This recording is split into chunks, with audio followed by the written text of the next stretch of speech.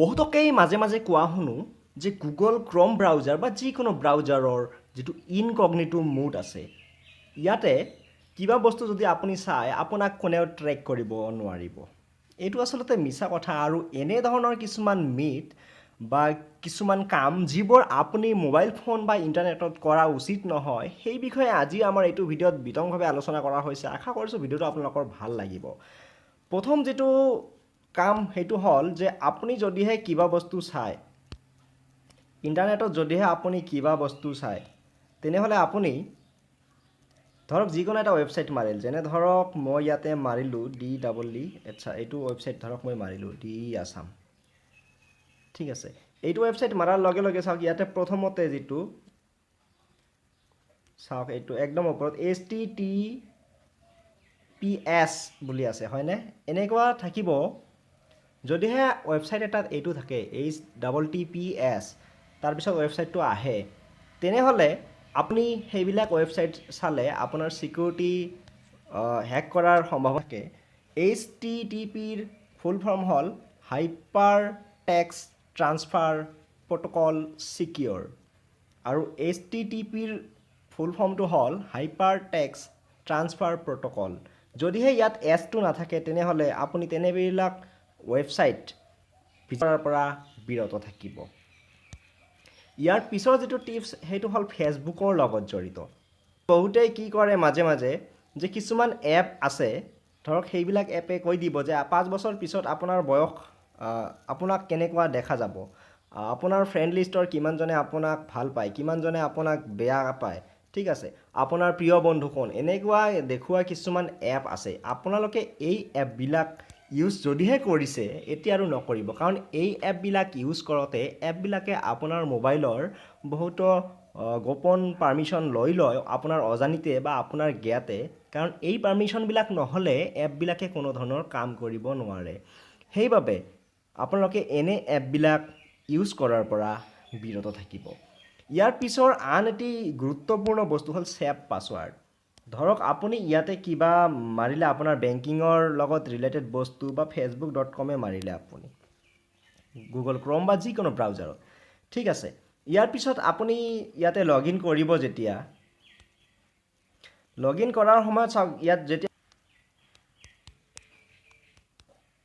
পাছৱাৰ্ডটো মাৰাৰ পিছত কি হ'ব, কেতিয়াবা আহে যে ছেভ পাছৱাৰ্ড বুলি।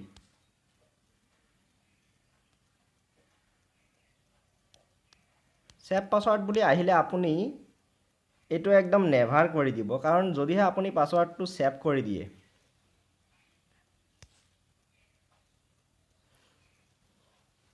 পাছৱাৰ্ডটো ছেভ কৰিলে আপুনি যদিহে মোবাইলটো হেৰুৱায় তেনেহ'লে আপোনাৰ সেই মোবাইলটোত বেলেগ এজনে আপোনাৰ একাউণ্টবিলাক লগ ইন কৰিব পাৰিব।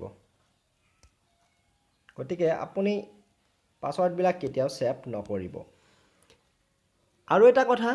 যে বহুতে কি কৰে ফেচবুক তাৰপিছত ইনষ্টাগ্ৰাম টুইটাৰ সকলোতে একেটাই পাছৱাৰ্ড ৰাখে হয়নে? সেইকাৰণে যদিহে আপোনাৰ কিবা কাৰণত যদিহে এটা একাউণ্ট যদিহে হেক হৈ যায় তেনেহ'লে বাকীখিনি একাউণ্টো হেক হোৱাৰ চান্স থাকে। গতিকে বেলেগ বেলেগ টুইটাৰৰ বেলেগ পাছৱাৰ্ড ৰাখিব আৰু ইনষ্টাগ্ৰামৰ বেলেগ পাছৱাৰ্ড ৰাখিব, এনেকৈ বেলেগ বেলেগ পাছৱাৰ্ড ৰাখিব লাগে। ইয়াৰ পিছত আন এটি ইম্পৰ্টেণ্ট টিপ হ'ল যে বহুতেই দেখা যায় কোনোবাই দিল্লীত গৈছে, ক'ৰবাত ফুৰিবলৈ গৈছে, যোৱাৰ পিছত কি কৰে ইয়াতে লোকেশ্যনত গৈ এইটো চেক ইন যিটো আছে চেক ইনত গৈ কি কৰে লাইভ লোকেশ্যনটো শ্বেয়াৰ কৰি দিয়ে। এইটো আচলতে কৰিব নোৱাৰে। এনে কৰিলে আপোনাৰ যিটো চিকিউৰিটি যিটো কথা সেইটো ব্ৰিক হৈ পৰে আৰু আপোনাক যদিহে কোনোবা শত্ৰু আছে তেনেহ'লে গম পাই যাব যে আপুনি অমুক ঠাইত আছে, আৰু আপুনি এইটো কাম যদিহে আপুনি লোকেশ্যনটো দিবই বিচাৰে আপুনি সেই ঠাইৰ পৰা উভতি, ধৰক দিল্লীত গৈছে ফুৰিবলৈ, দিল্লীৰ পৰা উভতি অহাৰ পিছত তেনেকৈ পষ্ট দিব পাৰে মই দিল্লীত আছিলোঁ বুলি, ঠিক আছে। ইয়াৰ পিছৰ যিটো ট্ৰিক হ'ল সেইটো হ'ল যে ফ্ৰী পাব্লিক ৱাইফাই। ধৰক আপুনি ৰেলৱে ষ্টেচনত গৈছে বা কোনোবা শ্বপিং মলত গৈছে, তাতে ফ্ৰী ৱাইফাই পাইছে। আজিকালি জিঅ'ৰ যুগ, জিঅ' থাকোঁতে কিয়নো আমি ফ্ৰী ৱাইফাই ইউজ কৰিব লাগে। আপুনি কেতিয়াও ফ্ৰী ৱাইফাই ইউজ নকৰিব, কাৰণ ফ্ৰী ৱাইফাই ইউজ কৰিলে কেতিয়াবা কি হয় হেকাৰবিলাকে তেওঁলোকৰ এনেকুৱা এটা জাল ৰচিদ হৈ দিয়ে আৰু তেওঁলোকে এনেকুৱা ফ্ৰী ৱাইফাই দি দিয়ে আৰু যদিহে আপুনি সেই ফ্ৰী ৱাইফাইটো কানেক্ট কৰি লয় তেনেহ'লে আপোনাৰ মোবাইলটো হেক কৰিব পাৰে ফলত আপোনাৰ মোবাইলৰ লগত জড়িত থকা একাউণ্ট আদি বা বিভিন্ন কথা তেওঁলোকে হেক কৰি ল'ব পাৰে যাৰ ফলত আপুনি এটা ডাঙৰ অসুবিধাৰ সন্মুখীন হ'ব পাৰে ইয়াৰ পিছৰ টিপটো হ'ল ফেচবুকৰ লগতেই জড়িত আমাৰ মাজৰ বহুতেই দেখা যায় যে কেতিয়াবা ধৰক আপুনি কিবা বস্তু শ্বেয়াৰ কৰিলে হয় শ্বেয়াৰ ধৰক সেইটো আপুনি আপোনাৰ কেৱল বন্ধুসকলকে দেখুৱাব বিচাৰিছে তেনেহ'লে আপুনি এটা কাম কৰিব ইয়াতে চাওক কিবা পোষ্ট লিখাৰ আগতে ইয়াতে পাব্লিক যিটো লিখা আছে পাব্লিকত আপুনি ইয়াতে টাচ কৰিব টাচ কৰিলে চাওক ইয়াতে আপোনাৰ গোটেইখিনি অপশ্যন আহি যাব আপুনি যদিহে ইয়াতে ফ্ৰেণ্ডছ কৰি দিয়ে কেৱল আপোনাৰ ফ্ৰেণ্ডছসকলেহে পোষ্টটো দেখা পাব ফ্ৰেণ্ডৰ বাহিৰে বাকী কোনো মানুহে এইটো পোষ্ট দেখা নাপাব তাৰপিছত ফ্ৰেণ্ডছ একচেপ্ট ঠিক আছে ধৰক আপোনাৰ ফ্ৰেণ্ডৰ লিষ্টৰো কাৰোবাক আপুনি সেই বস্তু দেখুৱাব বিচৰা নাই তেনেহ'লে আপুনি ইয়াতে ক্লিক কৰিব ক্লিক কৰাৰ পিছত ইয়াতে যিটো মাইনাছ চিন আছে বিয়োগ চিন আছে ইয়াতে টাচ কৰিলে কি হ'ব এওঁলোকে আপোনাৰ পোষ্টটো দেখা নাপাব ঠিক আছে তাৰপিছত চাওক আৰু আছে অনলি মি যদিহে এইটো কৰি থয় তেনেহ'লে কোনেও আপোনাৰ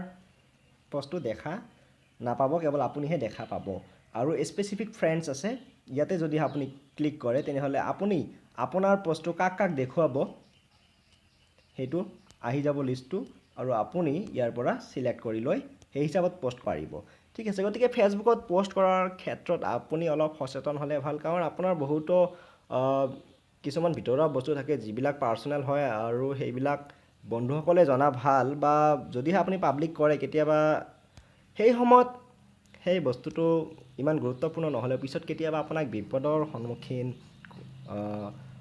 কৰাব পাৰে গতিকে আজি যিকেইটা টিপছ দিয়া হ'ল এইটো ভিডিঅ'ত আশা কৰোঁ ভিডিঅ'টো আপোনালোকৰ ভাল লাগিলে লাইক আৰু শ্বেয়াৰ কৰি দিব আৰু ভিডিঅ'টো চাই কেনে পালে আৰু যদিহে আপুনি কিবা ট্ৰিক্স জানে তেনেহ'লে এইটো ভিডিঅ'ৰ কমেণ্ট বক্সত কমেণ্ট কৰি লিখি দিয়ক যাতে এইটো ভিডিঅ' চোৱা আৰু কমেণ্ট চোৱা মানুহবিলাকে সেই কথাখিনি গম পায় আৰু hey guys my name is Bonkim and this is the Bonkim Chandra Burman official YouTube channel and I will catch you in the next one